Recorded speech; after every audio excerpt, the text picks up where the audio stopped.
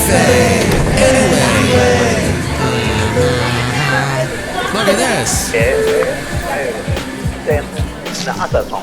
Mike's Daily Podcast. We're at Café Anyway, somewhere in Podcastro Valley. Mike's Daily Podcast. Podcastro Valleyton. Welcome to Mike's Daily Podcast with Mike Matthews. It's a podcast that people listen to just get past all the stuff in this world that they don't like.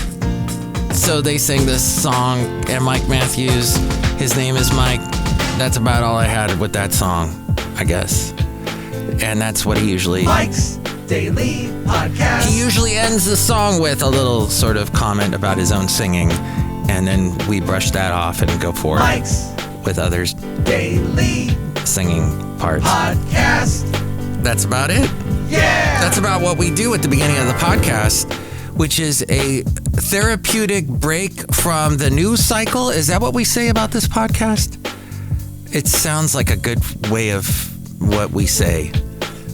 It's maybe something similar to that. But what we do is we cover things that are interesting in this world today, and there might be a little bit of a time machine thing where we go back and listen to what radio sounded like not too long ago, maybe 20 years ago, maybe a little bit more, maybe a little less. So we'll do that as well.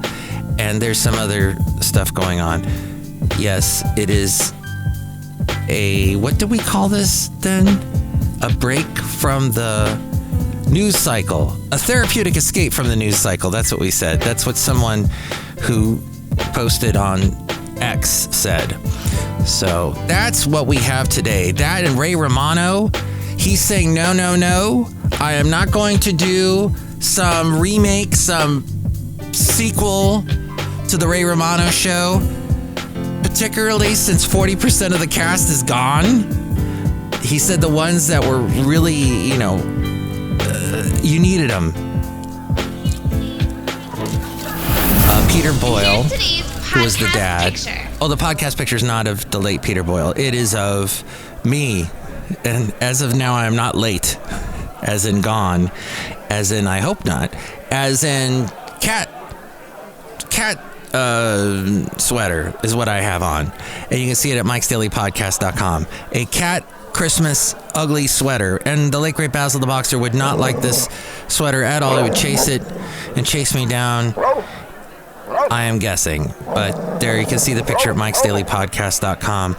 So everyone's going wild for the new Frasier. I don't get that at all. This according to the AV Club via MSN.com. But I do not agree with that. I watched a little of the new Frasier because it was free on YouTube. And I thought, have sitcoms not died already? Do we have to have that stupid laugh track? Have we not gotten past that? There are so many things that have aged out in this world. So many ridiculous, dumb things. To the point that someone my age goes, what? What's going on with the world? Everything's changed. Oh. But some stuff for the good, like get rid of sitcoms. Big Bang Theory with the laugh track. Basically forcing down our throat humor that wasn't funny to begin with. Well, okay, occasionally it was funny. Big Bang Theory. But the new Frasier, I was watching that and going, okay, no. There's nothing funny here, which is apparently actually good and not just some kind of weird meme or joke, inexplicable fan service to an audience that we can't believe exists. But one classic sitcom star isn't sufficiently impressed by the new-ish wave of rebooting old TV shows to fill desperate TV networks' increasingly barren schedules with anything with some built-in appeal, according to the AV Club. News Random. He said on Real Time with Bill Maher, effectively, he shot down any chance at a reboot or revival of Everybody Loves Raymond. It's pretty interesting. He says that reboots are never as good as the originals. He doesn't want to tarnish the legacy of his new show. Actually, he says the reboots never as good as the original. But somehow Wonka is doing an amazing job in the movie theaters. But he also says he doesn't want to tarnish the legacy of his show. He says that much of the cast is gone. Doris Roberts, who played his mom, Peter Boyle played his dad. The news nosebleed section. Everybody make some noise! Woo! Bringing to you live from Wow, shuts, wow. Podcaster Valleymont, Mike's Daily Podcast. Wonka has soared to the top of the box office. It made $14.4 million, and in its debut weekend, it's expected to take in $35 million. Director Paul King, who also did Paddington, and Timothy Chalamet, who is in or is it Chalamet? Shall we do the French pronunciation? He was also in Dune. It's the second number one film at the box office for him. Dune in 2021 was number one in the box office. I did not know that. I thought that it bombed. But that might have been the first Dune that came out years ago in the 80s that bombed, that had Sting in it. That's all I remember is it had Sting in it. Oh, yeah. Yeah. So it's expected to take $35 million. That sounds pretty cool. However, it cost $125 million to make. And that's not even including the publicity costs, which probably got it to number one in the box office. It has a long, long way to go before it turns in a profit. This according to Mashable via MSN.com. And yeah, I guess that the original Willy Wonka with Gene Wilder was wonderful. The remake, that's one of those things you watch now, and it came out not that long ago, just a decade or so ago, wasn't it? It has aged so badly. There are things in that movie that you're like, wait, what? You got away with that? Like Wonka is like a total, just a despicable human being. They try not to make it. Oh, the weird thing about that movie was I think they did CGI on Johnny Depp's face the whole movie and made it look all too smooth and weird. But yes, there are various reasons why you would not in any way want to cheer on Wonka in that particular movie. I don't know how the new one makes him look, but top strategist has resigned from DeSantis' backing super PAC with less than a month before Iowa caucuses. What's the cliche of the week? What's the cliche of the week? What's the cliche of the week? What's the cliche of the week? The latest sign of trouble for the GOP hopeful less than 1 month before voting begins with Iowa kickoff caucuses. He is the top advisor to Never Back Down, the latest senior staffer to exit Never Back Down, which has been the largest outside group. What's the cliche of the week? What's the cliche of the week? What's the cliche of the week? What's the cliche of the week? These people running against Trump are going to have any sort of luck in getting anywhere. It just doesn't seem possible. But you know what does seem possible is YouTube has such an amazing amount of power, and they have banned a video that I did. Well, any video I do is basically this podcast that has been then turned into, well, they put it on YouTube, the whole audio part, and then the video is just basically the podcast picture.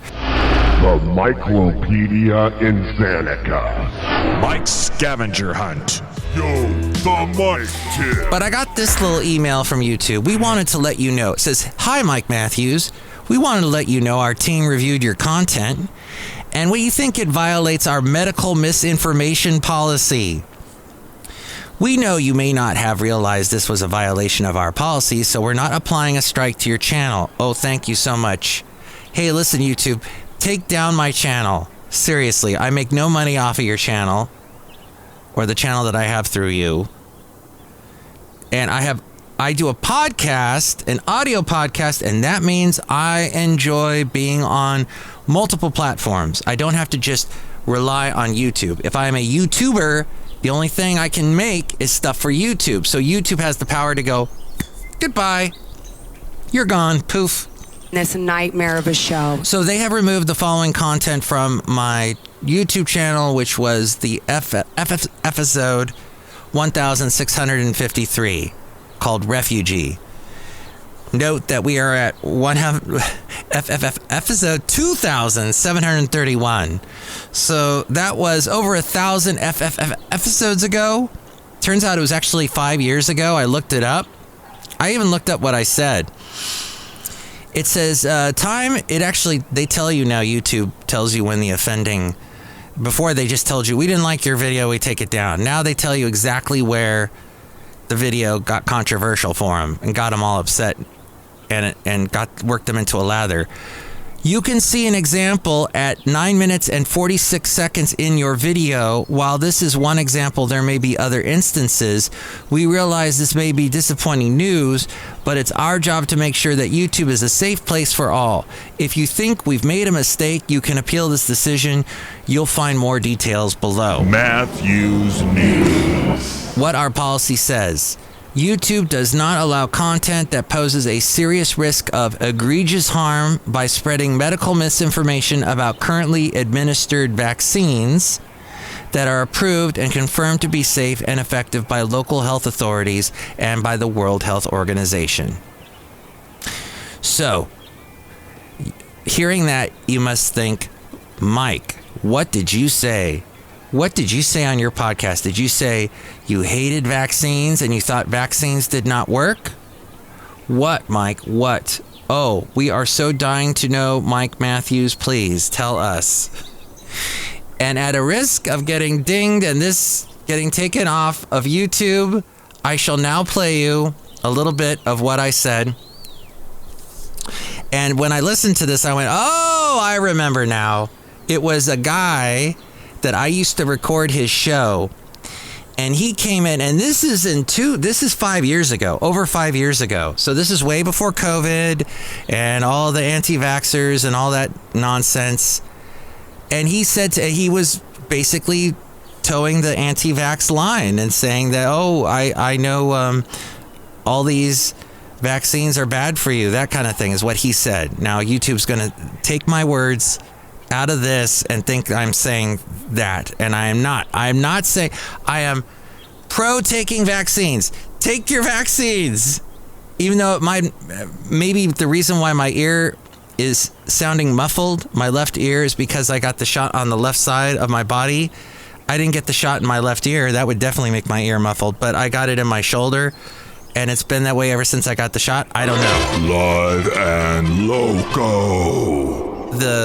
What got me the incriminating evidence that YouTube decided to take me down. I see him again on Monday, and he brings it up again. Oh, and that was the other thing that irritated me, is he kept saying, because I don't have kids, he goes, well, Mike, you don't have kids, so you don't understand. And when people pull that card, I get very upset.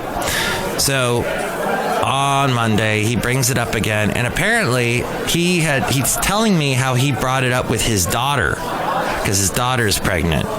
And his daughter, so he does this thing where he does this, because he's such a nice guy, he'll do this.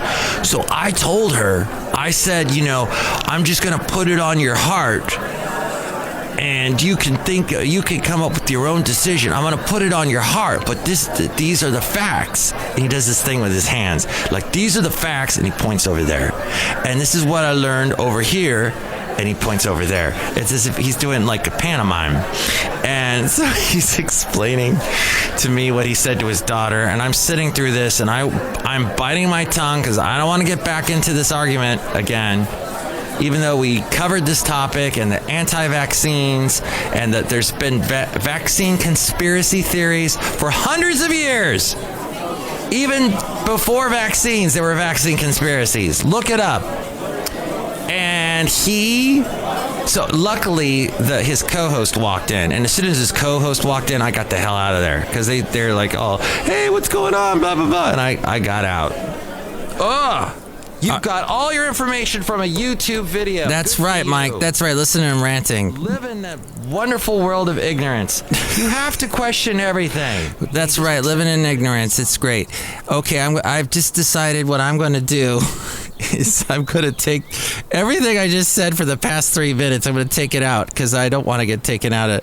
If you want to hear what I actually said, and you're listening to this on YouTube or Spreaker, you will not hear the whole version. You got to go to either the Spotify or the launchpaddm.com and all the other places, Podomatic, podcast.com. I've got them all at my website, mikesdailypodcast.com, because guess what? I don't want to play that game of being dinged again.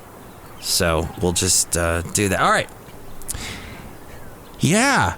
That's what it is. If you're a content creator, which I hate that term, but if you do that, these are the things. They don't even have to see. You don't have.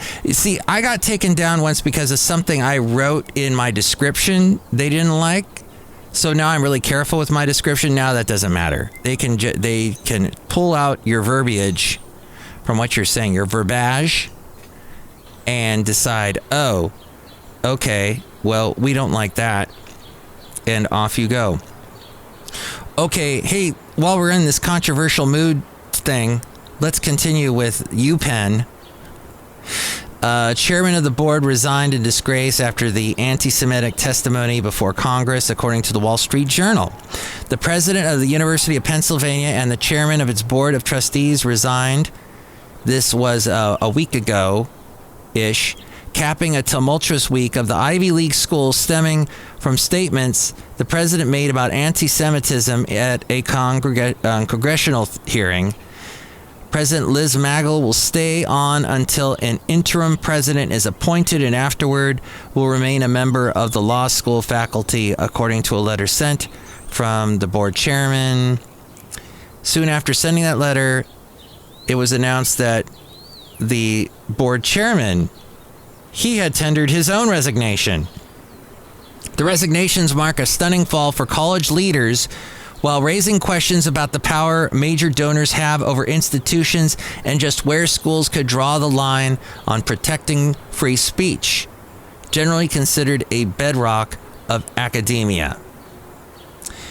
And there is a lot behind this that, well, so Saturday Night Live, around, I think this was the previous weekend, they did a skit with Representative Elise Stefanik, who is the Republican that was grilling the Ivy League University representatives, the presidents.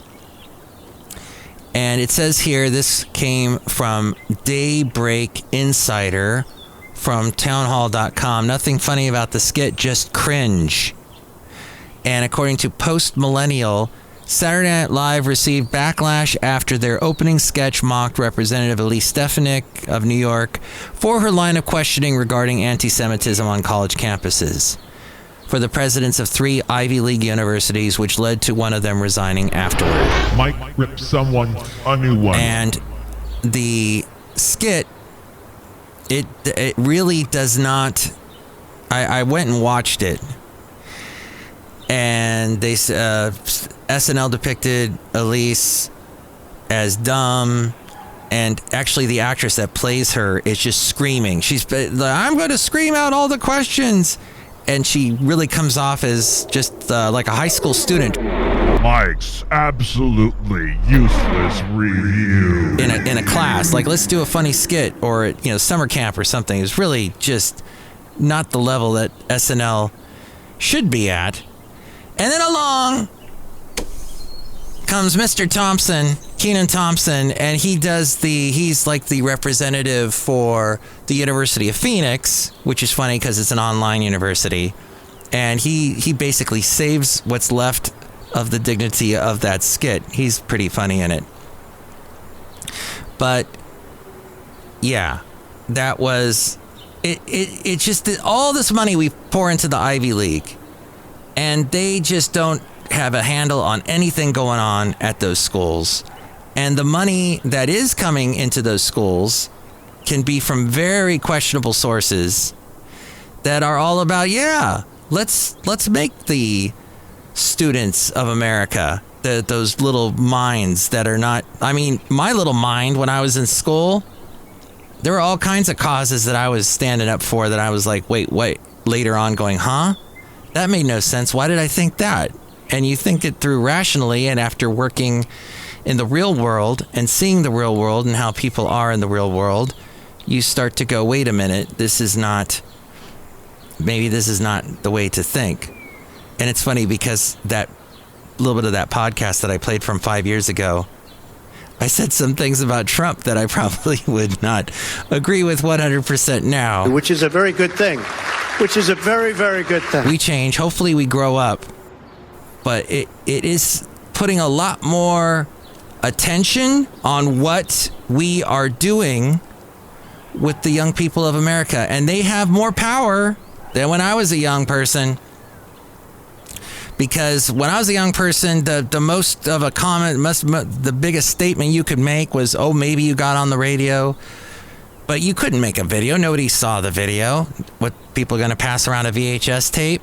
Nobody saw what you had to say unless you stood up in front of a large group or you wrote something. It was all about writing back then.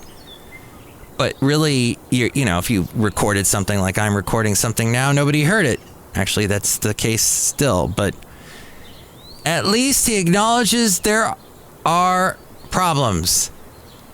Chicago mayor is trying to slow the surge of illegal immigrants into Chicago. This is the wrong way to fix an issue. According to Fox 32, Mayor Brandon Johnson's administration has reportedly begun filing lawsuits over what it has described as rogue buses transporting migrants to Chicago. 55 lawsuits have been filed since new rules were implemented last month regarding when and where buses can arrive. The mayor's office is now seeking the ability to impound buses that don't follow the rules and fine the owners up to $3,000.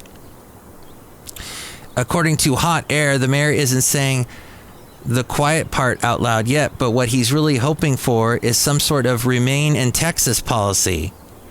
We're talking about basic transportation and the freedom of movement here. Certainly the illegal migrants shouldn't be free to move about in the first place and should really have been sent back to Mexico. But once they've been caught and released, they are being given that freedom by the Biden administration, and they're taking advantage of it. Many of them have heard that Chicago is a sanctuary city, so they want to head north to take them up on their offer. The Mayor Abbott's buses or Governor Abbott of Texas, his buses offer a free and easy way to make the trip. That's just... Still, though, they're using people. They're putting people in a bus and using them to make a statement in Chicago, where the mayor is filing lawsuits. And 55 have been filed since the new rules were implemented last month. And they're seeking the ability to impound buses that don't follow the rules and fine owners up to $3,000. What will come of that? Mike's Daily Podcast Master Pod Theater. The latest. I went a little political on today's show. I guess that's going to happen every once in a while. And I guess my computer froze up just now. Okay. But yes, thank you, Kenan Thompson, for being on Saturday Night Live. He has been on for like 20 years. He's had a family. He's had a big, huge chunk of his life spending in New York doing that show week after week after week. And, except for when they're on hiatus. But he does such a great job, and he has come up with so many great characters, and he saves a lot of skits that are bombing horribly. Outside of Café Anyway, somewhere in Podcastro Valley, the last place on earth, Podcastro Valley 10. Look who is here right here. Hi, Mike. It's Benita the Rodeo Queen. How y'all doing? I brought my horse today. And it's a disgruntled fiddle player, tell you what. What? Yeah, if you put a bus in my neighborhood, it better have little children. Okay, that sounds really creepy. Well, I mean, because the kids, they're being picked up to go to school so that they can learn and not have their minds influenced by a bunch of crazy college presidents who have a skewed view of the world. Tell you what. What exactly did you say about Trump back 5 years ago? It's an interesting thing. I guess you'd have to go back and listen to it. But I would not suggest you do. Anyway, Café Anyway, look who else is here. Oh, Mike, I make delicious root beer. How's to my door? Oh, gosh, I could sure go for some right now. Wow. That's good. What's in it? Eggnog! Yes. Oh, what I could go for now is a synchronized light show and elves flying around and that thing that's not really snow and it's foam, so they call it Snope or something like, or Snome. Yeah, I want that. Drink it right now, I'll cut you. All right, I have some more, but I gotta get through the rest of the show. And in fact, this part of the show is called Let's Go Back with Matthews. Let's go back with Matthew. Ridiculous random. Oh, wow. Okay, so here we go. This is a little bit of this thing I did in radio. Let's see what this is. Oh my gosh, this is basically 30 years ago. Yikes. Not sure if this is going to play or not. And there's a little bit of this is a radio station that was in the Thousand Oaks area called KNJO. And I sound really excited here. Listening to the home of Grown Up Rock, 92.7 FM. This is Mike taking it through a Tuesday night. Thanks for having us on. Also today, did you know today was the birth of the Singing Telegram? This was the first day the Singing Telegram ever took place. Well, that's what they say here at this little piece of paper that's sitting in front of me. I don't know if it's true or not, but anyway, I do know that Faye is listening to us at GTE Data Services in Newbury Park. Thanks for listening, Faye. Also, GTE? Bob and Pam at Ladco in Thousand Oaks. If you're listening too, give us a call at 496-8545, and we'll say hi out to you on this very late Tuesday evening. Coming up this half hour, the new one from Dan Hill with Rike Franks off his album called Dance of Love. A song called Hold Me Now is on the way. Right now, it's a new one from Peter Cetera, former lead singer of Chicago. This is Restless Heart. Oh, yeah, Peter Cetera. Woo! That's some great stuff there. And then I think this is the group. What was this group called? One is the Three Dog Night, right? Or the Guess Who? Oh, my gosh! The bottom of the chart. Pretty good songs that never made it on the radio because people didn't think they were worth it. But you know what? They come back up and people start playing them, and it's like, oh, where'd that come from? Thousand Oaks, California, just between LA and Ventura, and we had, let's say, a lot of. It was even a growing town back then. Lots of rich people. I once met the drummer for Def Leppard in Thousand Oaks. He was at a motorcycle shop selling Chipotle. Taking a look at Eastern Ventura County's weather forecast on 92.7 FM. Looks like when you wake up tomorrow morning, there's going to be fog hanging outside your window and low clouds. Lows tonight dropping down to the mid-60s. Tomorrow will be hazy with highs in the 90s. And don't forget, this Saturday, we're going to be doing a live remote from the grand reopening of the Times Square Shopping Center in Newbury Park. As part of Summer Splash 92, we're going to be out there with the Summer Splash van. And we'll be giving away special Times Square stopwatches, tickets to SeaWorld and the San Diego Zoo and Wild Animal Park. Make sure to join us. It's at the new Times Square Shopping Center this Saturday, located at the corner of Borchard and Michael Drive in Newbury Park. We'll see you there. Oh, Wang Chung. Chipotle sauce is what he was giving away, not Chipotle. Yeah, he had his own Chipotle sauce for a while. Okay, let's fast forward now 20 years almost, more than 20 years, to a radio station I worked at in Ventura County called KBBY, B95.1. A little bit of this. I was married at this point.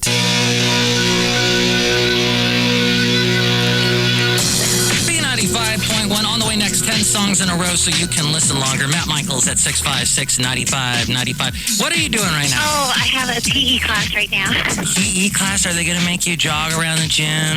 Yeah. They're going to make you do the rope climb? No, just jog. Make you do jumping jacks until you get sick? No. Do you have a mean PE teacher that's kind of female, kind of male simultaneously? No, he's actually a nice guy. Oh. You know, I got to go, so. Okay, well, have fun. B95.1. I was just trying to find out what the listener was doing, but apparently she had to go. These were questions that I would ask on the radio. B95.1 and Maroon 5. This hour, a chance to get qualified for B95.1's Rub-a-Dub-Dub in a hot tub. You'll get qualified at 240 from B95.1. Oh, Bon Jovi. With the girl from Sugarland, Jennifer Nettles. Oh, Club Nouveau. Wow. B95.1, so they found out what the sweatiest city in the U.S. for the fourth straight year. It's Phoenix, Arizona.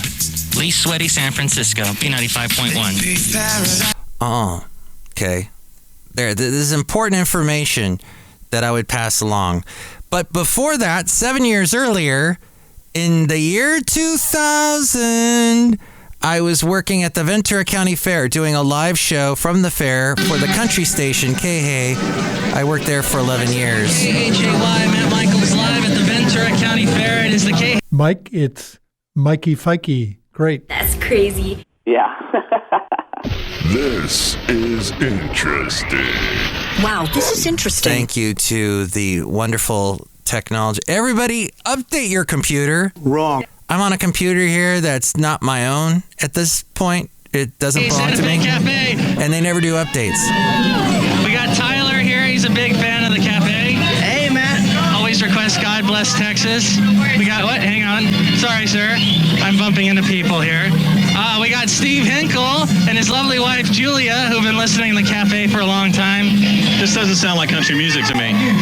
Oh, what's on the stage, you mean? Yeah, it's a little out of control. That's the root beer bellies or something. I don't know. Oh, look, it's the chef Sean Connery walking up to Julia. Hello, Julia. You look quite nice. Hi.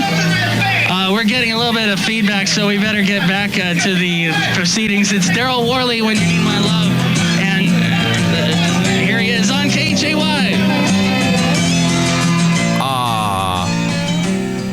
Christine Burns was on the board hitting the or it was her or Alan Hill, I think, one or the other, but they did such a good job kicking off because obviously I had no control over the equipment. I was broadcasting live from a particular place. Julia, by the way, that we heard there, she was a huge fan of Keith Urban, like early Keith Urban, before he married Nicole Kidman, before he got really popular. He was just getting started, and she went to like every single show he did. I don't know if she's still a huge fan or if I lost touch with her years ago. But they were nice people, Steve and Julia. Very cool. Even though Julia sent me a really angry email when I was first checking my email. The first time I actually had email working at this radio station, they gave me an email account. And she somehow found it and started sending me emails like, I saw you somewhere and you're not really country and I don't like you and blah, blah, blah. Just total troll hater. And then she turned around being a nice person and being friendly. So I don't know what it is. There's something about the internet, folks. Even back then, over 20 years ago, when it was first really kicking off, people just feel this bravery that they don't have in real life. Once you meet them in real life, it gets diffused and everything goes nice. I think we need a little bit more of that sentiment, of that understanding that if you put two people in the same room, they're going to act a lot more different than if they were emailing each other using the social media, which has made people very unsocial, as you know. I'm not telling you anything you don't know, but I am playing you some music you don't know. Here we are with the segment that is called the Mike Matthews New Tunes Feud.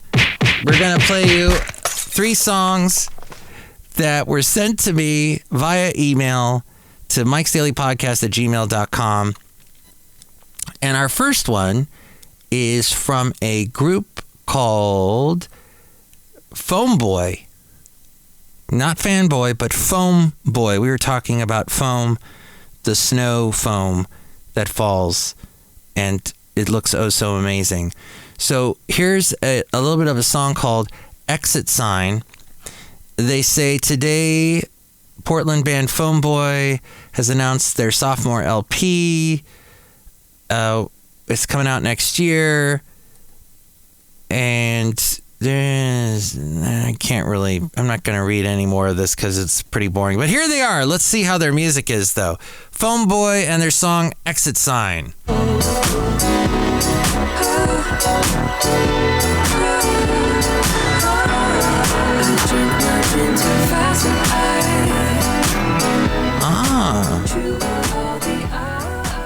Exit Sign is that song by Foam Boy. Okay. Here's song number 2. It is by Detroit's Shadow Show. And they have announced they also have a sophomore LP that is out next year. Mystic Spiral is an invitation into the world of Shadow Show. The first single off their upcoming album. And here we go.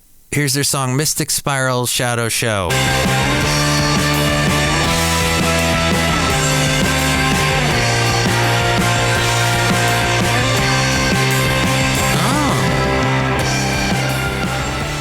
The video looks kind of 60s-ish. It's filmed in black and white. Very cool. Okay. Shadow Show there. And our last song is from someone who's actually been on the podcast before. And you can actually hear the interview I did with him back in the interview section if you go to mikesdailypodcast.com and put your cursor right around or your finger touch the menu thingy and you'll see where it says home. There's all of a sudden all these interviews pages pop up. And so he would be interviews A through F because his name is Drew Holcomb. And as a human, there is a beautiful tension in the passing of time, he says. He's got a band called Drew Holcomb and the Neighbors.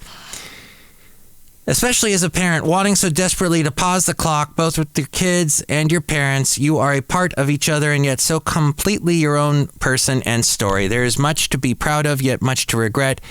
This is, at its core, a heart-wrenching love song about looking back and looking ahead, knowing where you can't stop the train of time.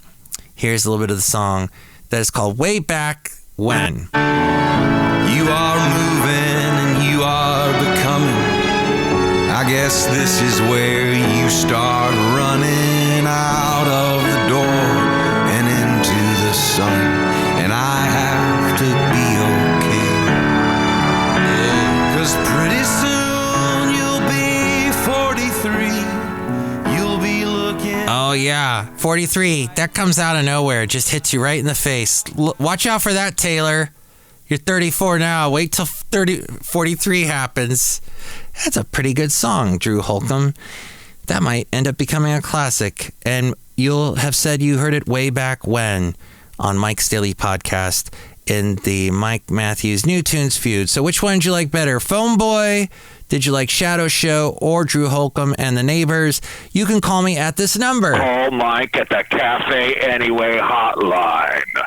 Area code 510-228-4640. Will you shut ups? Liberty Nation Freedom Foam for all. And with more ways to reach me, here is A-Frame.